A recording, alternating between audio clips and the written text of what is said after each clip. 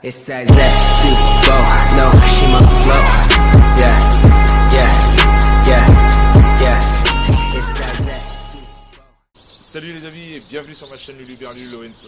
Aujourd'hui je vais vous montrer comment faire un pain cocotte au barbecue. On y va. Alors pour ça il va vous falloir 1 kg de farine T65, 20 g de levure sèche, 14 g de sel fin et 600 g d'eau.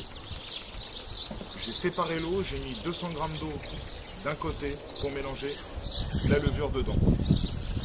Je mets ma levure et je la mélange.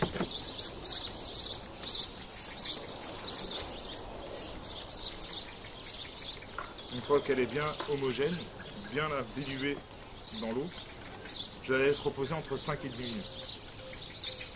Voilà, ma levure est diluée avec l'eau, je la laisse reposer 5 à 10 minutes. Voilà, ça fait 5 minutes que ma levure repose dans l'eau. Je vais utiliser mon robot. Je vais prendre mon eau que je vais mettre au fond du bol. Voilà.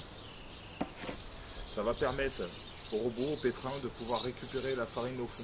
C'est beaucoup plus simple parce que là, quand on ne met pas d'eau du coup au fond du bol, le problème c'est que il reste encore une partie sèche au fond. Donc en mettant de l'eau, ça va être plus simple pour le pétrissage et surtout plus simple pour la machine, parce que c'est pas une machine professionnelle. Je prends ma farine.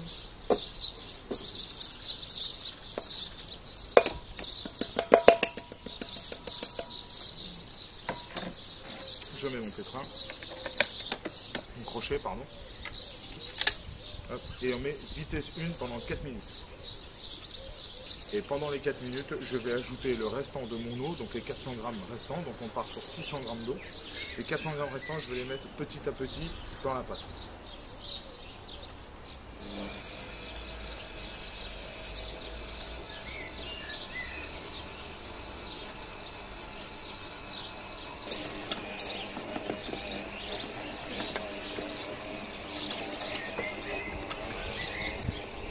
Voilà les amis, ça fait 4 minutes que le pain est en train de pétrir. On va prendre le sel et on va le mettre dedans progressivement. Une fois qu'on a fini de mettre le sel à l'intérieur, on va passer à la vitesse 2.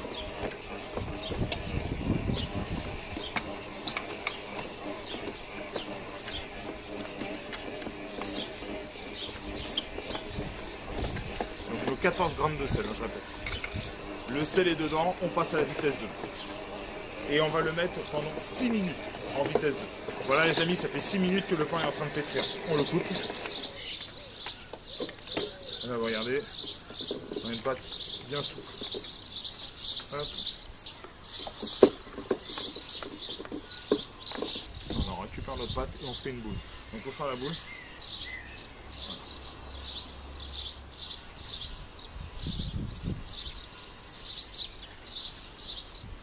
pas besoin de trop la travailler, ça sert à rien.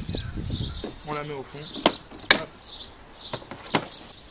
Là, je vais prendre un fumet de charme, je vais refermer le bol et je vais laisser au minimum 2 heures de repos en température ambiante.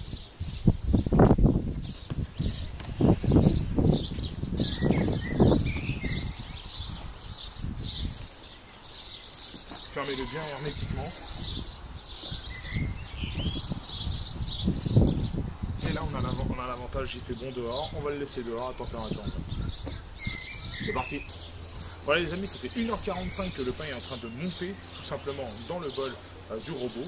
Je vais prendre une cocotte en fonte. Donc je vais le prendre et je vais le mettre dans le barbecue. Donc j'ai allumé le barbecue, ça fait maintenant 20-25 minutes. J'ai séparé le barbecue en 2 parties. Les braises d'un côté et de l'autre il n'y a rien. Donc c'est une cuisson en indirect. Je prends la cocotte, je la mets là. Je laisse ouvert et je referme.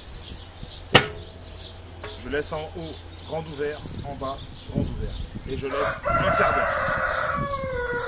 Merci le coq. Voilà, il est d'accord avec moi. C'est parti. Bon les amis, ça fait 15 minutes que la cocotte est en train de chauffer en indirect. On va prendre la pâte et on va commencer à la préparer pour la mettre dedans. On y va. Donc là, vous pouvez constater que la pâte, elle a bien doublé, voire même triplé de volume. on va la dégazer. Donc je vais utiliser une corde.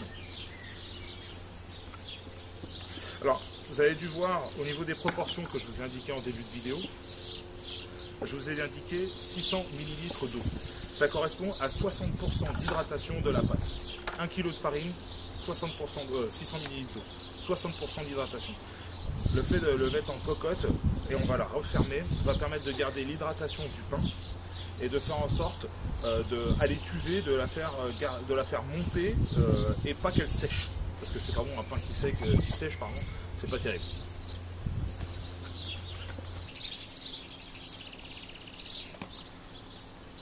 Voilà, notre pâte elle est là, on va commencer à la travailler. Donc on la dégaze un peu, mais pas trop. Hein. Laissez garder un peu d'air à l'intérieur pour lui donner sa forme et qu'elle n'ait pas un travail supplémentaire à faire. Donc on va la mettre un peu en format ovale parce que notre cocotte est ovale forcément. Vous voyez ?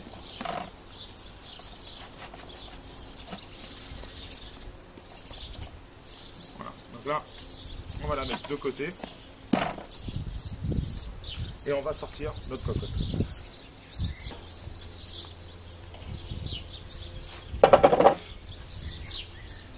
Donc là, on a une cocotte bien chaude. On va prendre une feuille de papier sulfurisé qu'on va disposer à l'intérieur.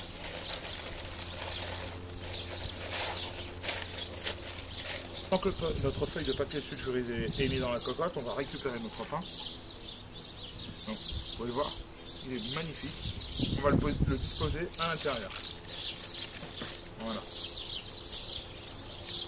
Pas besoin de trop l'étaler. Vous allez voir, il va s'aplatir lui-même, il va vraiment travailler tout doucement. Donc là, on va le laisser avec l'inertie de la cocotte, donc de la fonte. Elle va commencer à lui donner une température et il va automatiquement gonfler. Okay, on va le laisser comme ça 5 minutes, pas plus, juste 5 minutes. Parce que si on laisse un peu plus, il va commencer à cuire. Et le problème, c'est qu'il va commencer à perdre son humidité. Et ça, c'est pas ce qu'on veut. On a besoin vraiment de garder l'humidité intérieure. Comme un vrai four à pain. Un vrai four à pain, on va avoir de la chaleur tournante, un système d'humidification pour pouvoir faire en sorte que notre pain devienne croustillant et moelleux à la fois. Donc ça, malheureusement, on l'a pas dans un barbecue. On a de la chaleur tournante, mais nous, c'est pas ce qu'on veut parce qu'on va le refermer. Okay, donc par contre, grâce à la chaleur tournante d'un Weber, on va avoir cette homogénéité de la chaleur ambiante. Par contre, en fermant la cocotte, on va avoir par contre l'hydratation, l'humidification du pain. Okay, donc 5 minutes de repos, grâce à la chaleur ambiante de la cocotte, ça va commencer à le faire travailler. En attendant, à la fin des 5 minutes, on va commencer à faire une sorte de scarification. Okay, c'est parti. Voilà, ça fait maintenant 5 minutes que le pain a reposé dans la chaleur de la cocotte. Hop. On va procéder à une petite scarification, hein, c'est ce qui va donner ce petit côté dessin au niveau du pain. On utilise une lame de rasoir, moi j'utilise une lame de rasoir, et on va faire des petits dessins. Ça, c'est bon vous semble, c'est comme bon vous semble. Vous faites ce que vous voulez comme dessin. Rien ne vous oblige à faire comme je vais faire, vous le faites comme vous avez envie de faire. Okay, moi j'adore ce type de dessin. Si vous voulez refaire la même chose, n'hésitez pas. D'ailleurs, faites-moi une petite photo et mettez-le sur mon Facebook, ça me fera vachement plaisir. Okay, voilà, donc la scarification a été faite, je vais vous montrer ça de plus près. Voilà, pour que vous puissiez voir ce que ça donne. Voilà, ça donne ça. Ok. Hop. Donc là maintenant, il n'y a plus qu'à. On ouvre le barbecue. Donc un barbecue entre 250 et 300 degrés. Hop. On met bien la feuille à l'intérieur. Il est enfermé. En indirect. Et on va laisser ça pendant 45 minutes à 1 heure. A tout à l'heure. Bon les amis, ça fait 1 heure que le pain est en train de cuire en indirect dans le barbecue. On va voir ce que ça donne. C'est parti.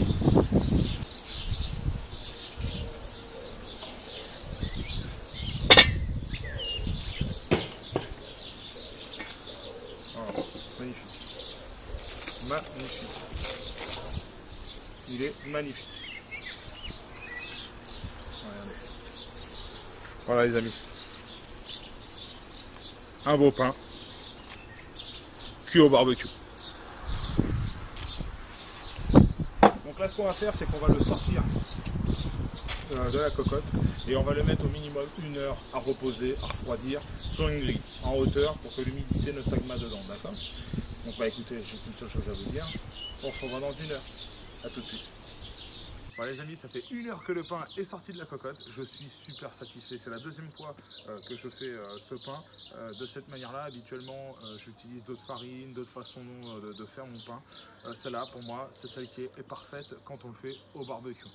Il y a forcément d'autres façons, d'autres méthodes de le faire. D'ailleurs, si vous avez cette méthode, n'hésitez pas à m'en faire part. Voilà, moi, celle-là me plaît beaucoup.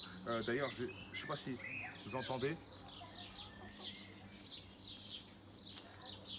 C'est croustillant, c'est magnifique.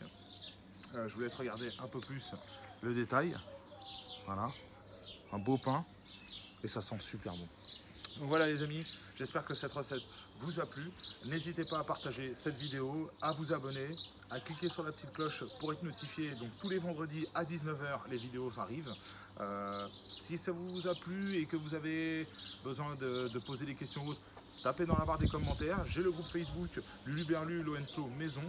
Allez-y, abonnez-vous, on va vous accueillir avec un grand plaisir. Et puis c'est tout. Allez, à vendredi 19 h. Ciao les amis.